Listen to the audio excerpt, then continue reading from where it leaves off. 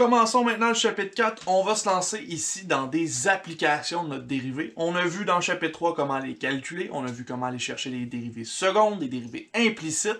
On a vu toutes sortes de formules de dérivation. Donc là, on est rendu des experts de la dérivation. Et on veut voir où est-ce que ça va nous être utile, cette dérivation-là. Pourquoi est-ce qu'on a vu la dérivée? Qu'est-ce que ça nous apporte pour nous en génie mécanique? On va commencer avec la section 4.1 avec les mouvements rectilignes et les mouvements circulaires. Donc ici, notre but, je vous rappelle, c'est de voir où est-ce que notre dérivée va être utile lorsqu'on va aller étudier des phénomènes physiques en génie mécanique. Le premier phénomène qu'on va étudier, c'est le mouvement rectiligne, et on va voir que notre dérivée ici, elle nous permet d'analyser le mouvement rectiligne d'un objet justement. Donc on commence par se donner la fonction s de t qui donne la position d'un objet dans le temps à partir d'un point fixe, un peu comme ce qu'on a fait dans le chapitre 3. À ce moment-là, on a vu que la vitesse, donc la variation de position dans le temps, c'était la dérivée de notre position. Donc v de t, la vitesse, est donnée par la dérivée de la position de notre objet. On a vu ça dans le chapitre 3. Donc maintenant qu'on a ça ici, on peut assumer que notre vitesse, c'est une dérivée. Et avec ça, on va pouvoir analyser le mouvement rectiligne d'un objet. On a trois possibilités, trois situations qu'on va étudier. On va aller voir qu'est-ce qui se passe quand notre vitesse est de 0. Donc, imaginez que vous roulez à une vitesse de 0 km/h sur l'autoroute. En d'autres termes, vous êtes arrêté sur l'autoroute. C'est une très mauvaise idée, faites pas ça. Mais si vous êtes arrêté, si vous avez une vitesse de 0, votre objet est au repos. Il ne bouge tout simplement pas. Le lien avec la dérivée, c'est que notre dérivée, elle vaut 0, tout simplement. Si vous avez une vitesse qui est plus grande que 0, donc, vous avancez, vous avez une vitesse, votre objet va se déplacer. À ce moment-là, on peut dire que vous êtes en train d'avancer physiquement une dérivée positive, S' de t plus grand que 0. Ça veut dire que notre objet avance. De l'autre côté, si notre vitesse est négative, plus petite que 0 cette fois-ci, imaginez qu'on a une vitesse mais dans l'autre sens. Ça veut dire qu'on est en train de reculer. Si vous êtes, je reprends mon exemple de l'autoroute, si vous êtes en train de reculer sur l'autoroute, encore une très mauvaise idée, si vous faites ça, votre vitesse, elle va être négative.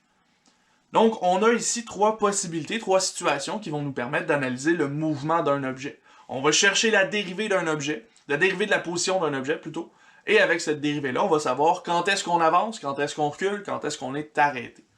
On peut faire la même chose aussi avec l'accélération, parce qu'on a vu à la fin du chapitre 3 que notre accélération, c'était la dérivée seconde. Donc, on va pouvoir faire le même principe. On va donner notre accélération comme étant une dérivée seconde et on va pouvoir l'analyser de la même façon. Donc, de la même façon, si encore notre position est donnée par s de t, l'accélération, elle sera donnée par a de t, qui est égale à la dérivée de la vitesse, qui est égale à la deuxième dérivée, la dérivée seconde de notre position. Parce qu'on comprend que l'accélération, c'est une variation de vitesse. Si on accélère, c'est que notre vitesse est en train de varier. Donc, variation de la vitesse, la dérivée de la vitesse, c'est notre accélération, et ça, c'est la dérivée seconde de notre position. On vient donc de conclure que l'accélération, c'est une dérivée seconde, tout simplement. Avec cette dérivée seconde-là, comme on l'a fait avec notre première dérivée, ce sera possible d'aller analyser notre mouvement, aller voir qu'est-ce que ce mouvement-là représente en réalité, et on va pouvoir le faire mathématiquement. Donc, on va regarder encore trois positions, trois situations possibles. Si notre accélération a de t vaut 0, qu'est-ce qui se passe? Ça veut dire que notre voiture ou notre objet n'accélère pas, mais ne décélère pas non plus. Notre vitesse, elle est constante. Notre deuxième dérivée, s' de t, vaut 0. Ça veut dire qu'on n'a pas de modification de la vitesse. En d'autres termes, vous êtes sur l'autoroute et vous roulez sur le cruise control. Vous n'avez pas d'accélération ni de décélération et vous êtes en plein milieu sur l'autoroute en train de rouler à une vitesse constante. Si votre accélération a de t est plus grande que 0 cette fois-ci. Donc là, ici, on a une variation positive de la vitesse. Ça veut dire que la vitesse, elle est en train d'augmenter. Donc vous êtes sur le cruise control, puis là, il y a quelqu'un qui roule pas vite devant vous, vous le dépassez en accélérant pour pouvoir aller plus vite devant lui. Vous avez fait une augmentation, votre accélération, elle est positive. A de t, positive, ça veut dire qu'on va avoir une vitesse qui augmente, on accélère. Finalement, si A de t est plus petit que 0, donc ça ici, si notre accélération est négative, donc que notre vitesse diminue, on va avoir ici une vitesse qui va devenir de moins en moins grande. En d'autres termes, on est en train de freiner. Pendant notre dépassement, on a vu un policier sur le bord de l'autoroute. Oups, on ralentit, on pèse sur le frein et voilà, notre accélération, elle est négative. On perd de la vitesse vitesse diminue, donc on a une accélération qui est négative. Donc ce qu'on vient de voir là, c'est qu'avec notre fonction s de t, si on la dérive une première fois, on peut déterminer quand est-ce qu'on ne bouge pas, quand est-ce qu'on avance et quand est-ce qu'on recule. Si on dérive une seconde fois, on peut aller voir quand est-ce que notre vitesse est constante, quand est-ce qu'on accélère, quand est-ce qu'on freine. On est capable d'aller voir comment notre mouvement rectiligne va se déplacer, va se positionner dans l'espace. Donc on est capable d'analyser mathématiquement une situation. Notre dérivée, c'est là qu'elle va venir nous donner des informations supplémentaires.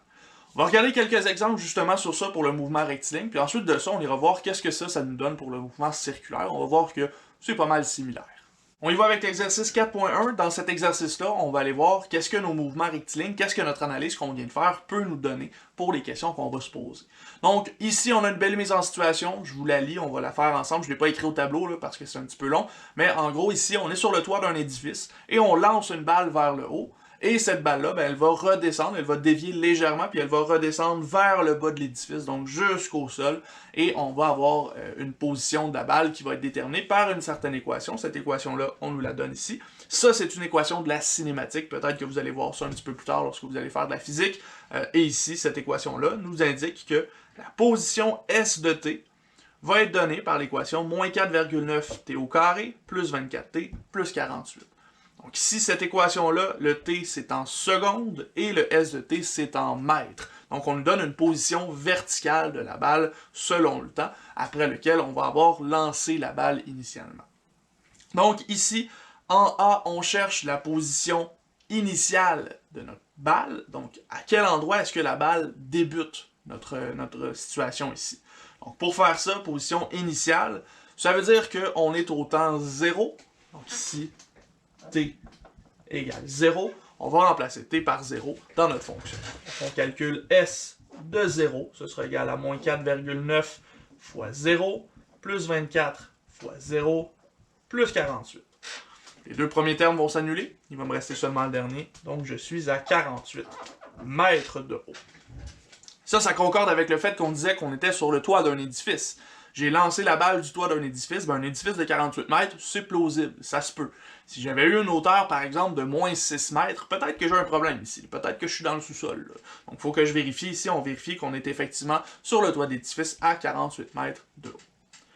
Ensuite, en B, on cherche quelle sera la vitesse de notre balle après 1 seconde et après 5 secondes.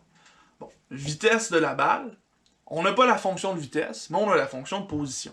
On sait que la vitesse, v de t, c'est égal à la dérivée de la position.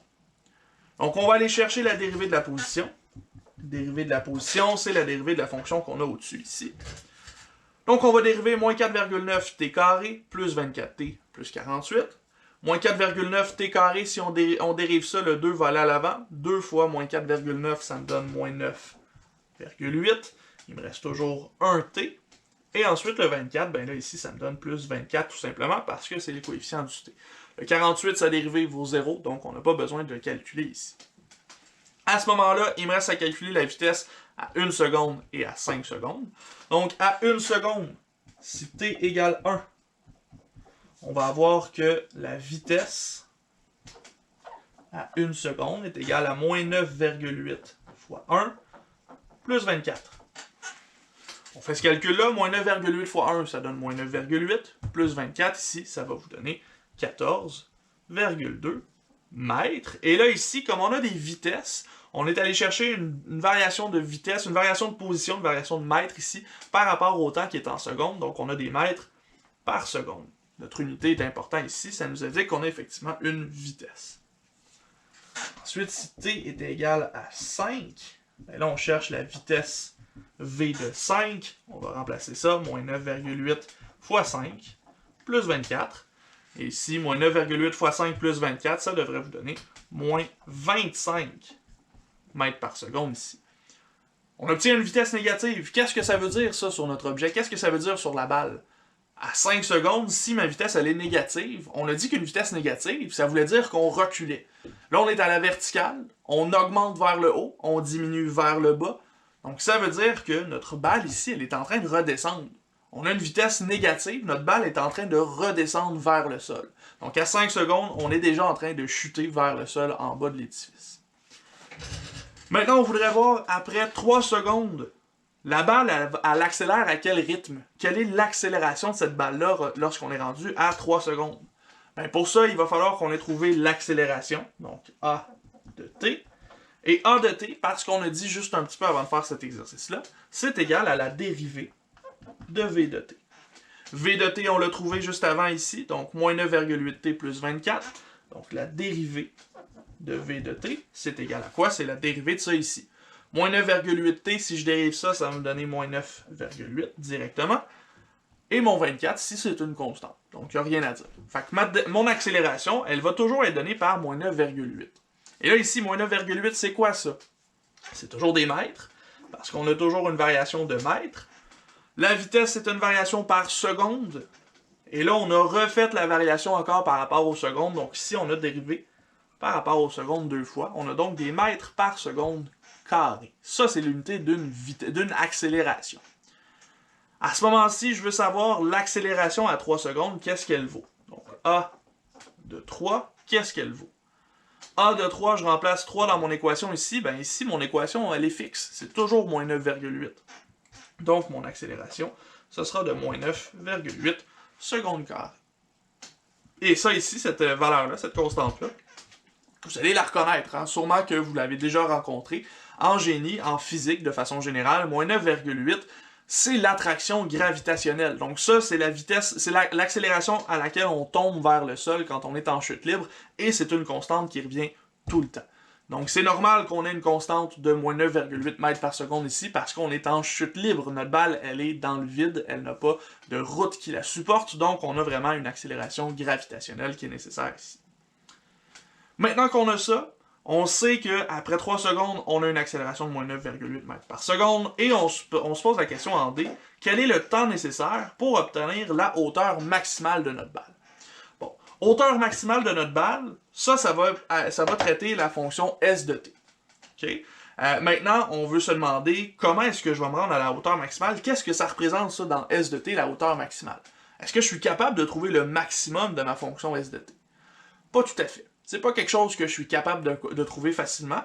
Par contre, je peux me donner un schéma où ma petite balle, elle va partir comme ça, elle va être lancée vers le haut, elle va atteindre son maximum, puis elle va recommencer à descendre. Donc, avant d'atteindre mon maximum, elle monte, et après, elle redescend. Elle tombe. Je vais appeler ça tombe pour que ce soit plus simple. Donc, on a un point ici qui est au maximum, et ce point-là, il sépare le bout où on monte et le bout où on descend. Qu'est-ce que c'est la différence entre monter et descendre? Ben, on l'a vu dans notre analyse ici, lorsqu'on a analysé notre vitesse. Lorsque la vitesse est positive, on monte. Lorsque la vitesse est négative, on descend. Qu'est-ce qui sépare positif et négatif? Ben, c'est une vitesse qui est égale à 0. Donc ici, on va avoir V de t qui est égal à 0. Donc au moment où notre vitesse arrête d'augmenter, arrête d'être positive plutôt, elle devient nulle. Ça ici, c'est notre maximum, c'est le sommet de notre balle. Donc on va aller chercher qu'est-ce qui se passe, quand est-ce que V de t est égal à 0, et ça va nous donner un temps qui va nous indiquer qu'on est effectivement au maximum pour la hauteur de notre balle. Donc c'est ça ici qu'on cherche, on cherche V de t est égal à 0. Donc là, ça ici, V de t est égal à 0, je ne savais pas qu'il fallait que je calcule ça. Je l'ai trouvé en utilisant mon analyse, mes analyses que j'ai faites sur la vitesse. Donc avec nos propriétés des dérivés, on comprend qu'est-ce que veut dire une hauteur maximale ici. Donc on va essayer de résoudre cette équation-là. V de t égale 0, ça veut dire que moins 9,8t plus 24 égale 0. Et ça ici, ben, ce que ça veut dire, c'est que moins 9,8 t est égal à moins 24. Et j'essaie d'isoler mon t parce que je veux avoir le temps nécessaire. Donc, dans mon équation ici, j'isole le t. Ça veut dire que t est égal à moins 24 divisé par moins 9,8. Et ça, c'est environ égal à 2,45 secondes. Qu'est-ce que ça veut dire? Ça veut dire que 2,45 secondes après avoir lancé ma balle, je devrais être au maximum, je devrais être à la hauteur maximale pour cette balle-là. Est-ce que ça concorde avec ce qu'on a trouvé pour les vitesses? Oui, parce qu'à 1 seconde, on a une vitesse positive, à 5 secondes, on a une vitesse négative. Donc ça veut dire qu'entre 1 et 5 secondes, il va y avoir eu un changement, on va avoir arrêté de monter, on va avoir commencé à tomber. Donc c'est à 2,45 secondes qu'on va arriver à cette situation-ci. Maintenant qu'on sait à quel moment on atteint le maximum, là j'ai effacé mon tableau, on va faire le E et le F. En E, on cherche c'est quoi la hauteur maximale justement. Donc à 2,45 secondes, on est à quelle hauteur ici?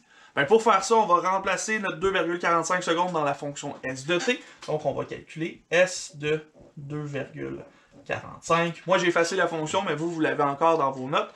Ça vous donne moins 4,9 fois 2,45 au carré, plus 24 fois 2,45, plus 48.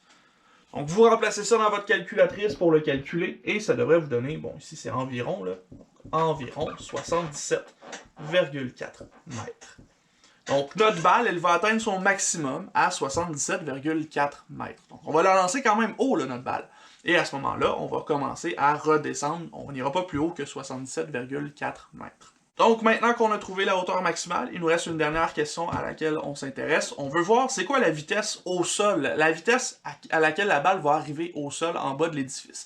Parce qu'imaginez que, bon moi dans ma mise en situation, je lançais la balle, mais je la lançais à mon ami Bob qui est en bas. Ben Bob, il faut qu'il soit prêt, hein, parce que la balle elle va arriver vite sur un maudit temps. Parce qu'on vient de descendre un édifice, on vient de descendre de 77,4 mètres. La balle elle est tombée de très loin, là, donc ça se peut qu'elle arrive très vite. On veut vérifier à quelle vitesse elle va arriver au sol ici. Donc pour faire ça, il va falloir commencer par trouver quand est-ce que la balle va arriver au sol. Quand est-ce que la balle va être à une hauteur de 0. Donc on cherche quand est-ce que S de t est égal à 0. Bien ça ici, ça va arriver seulement lorsque moins 4,9 t carré plus 24t plus 48 est égal à 0. Donc là ici j'ai une formule quadratique en plus, t carré, t ici, qui est égal à 0. En ce cas-ci, il faut que je trouve quand est-ce que ma fonction vaut 0. Ici, c'est une équation quadratique, donc pour trouver ici notre résultat, on va utiliser la formule quadratique. On va utiliser que, ici, t est égal à moins 24 plus ou moins racine de 24 au carré, moins 4 fois moins 4,9 fois 48. On ferme notre racine et on divise ça par 2 fois moins 4,9. Donc, formule quadratique, je vous rappelle qu'on prend moins le coefficient du t, plus ou moins la racine du coefficient du t au carré, moins 4 fois le coefficient du du t carré, pardon, multiplié par le coefficient de la constante ici, donc le 48, et qu'on divise ça par 2 fois le coefficient du t carré. Donc, en d'autres termes, là, on aurait moins b, plus ou moins racine de b carré, moins 4ac, divisé par 2a, où on a a fois t carré plus b fois t plus c, qui est égal à 0. Donc, un rappel très rapide, normalement vous la connaissez, votre formule quadratique, c'est vu au secondaire depuis un bout. Donc, nous, on va l'appliquer ici, puis on va trouver qu'est-ce que t va valoir pour que notre position soit égale à 0. Donc, je vais faire ça rapidement. Et ici, si vous faites la résolution, vous allez avoir toujours deux réponses. Deux réponses parce que c'est une parabole, et ici, on a un plus ou moins. Donc, moins 24 plus la racine, ça va vous donner quelque chose. Moins 24 moins la racine, ça va vous donner autre chose. Donc, dans ce cas-ci, vous allez avoir t qui est environ égal à moins 1,53 secondes, et t qui est environ égal à 6,42 secondes. Ce sont les deux réponses possibles pour obtenir une position de 0. Et là, ici, il va falloir choisir laquelle est la bonne. Moins 1,53 secondes, c'est négatif, c'est dans le passé. Donc nous, on ne veut pas ça. On va rejeter le temps négatif et on va aller chercher 6,42 secondes. Donc on sait que la balle va atteindre le sol à 6,42 secondes. Maintenant, ce qu'on cherche, c'est la vitesse à ce moment-là. Donc on va chercher V de 6,42. Il ne vous reste plus qu'à remplacer V de 6,42 dans l'équation de V de t. Là, je ne l'ai plus ici au tableau. En fait, elle est ici, là, moins 9,8t plus 24. On remplace t par 6,42. Et ici, vous devriez obtenir moins 38,9 mètres par seconde. Donc, la balle va toucher le sol à moins 38,9 mètres par seconde. C'est excessivement vite, ça. Si on fait si on le transfère en km/h, 38,9, c'est environ 140 km/h. Fait que Bob, il est mieux d'être prêt parce que la balle, elle s'en vient très rapidement. Il est mieux d'avoir une mitre en métal pour attraper ma balle parce que ça va y faire mal à la main, c'est pas mal certain. Donc, on vient de voir que la balle va arriver très rapidement au sol. Évidemment, il faudrait qu'il y ait personne en dessous. Ce serait un petit peu trop dangereux dans ce cas-ci. Donc, on peut prévoir, par exemple, qu'un débris pourrait tomber d'un édifice et pourrait potentiellement blesser quelqu'un. Donc, on est capable de calculer ces vitesses-là à partir de notre dérivée. C'est un exemple typique de mouvement rectiligne et ça a utilisé notre dérivée de la position et la dérivée de la vitesse pour aller chercher des informations intéressantes. Ceci étant dit, ça fait le tour de ce numéro-là, ça fait le tour de notre mouvement rectiligne aussi. Il y a un autre exemple, l'exercice 4.2 dans les notes, je vous laisse l'essayer, c'est pas mal la même chose, mais on travaille avec une formule légèrement différente, donc essayez ça. Nous, on se retrouve dans une prochaine vidéo avec le mouvement circulaire, donc on va voir la version en rotation de ce qu'on vient de voir ici dans une prochaine vidéo.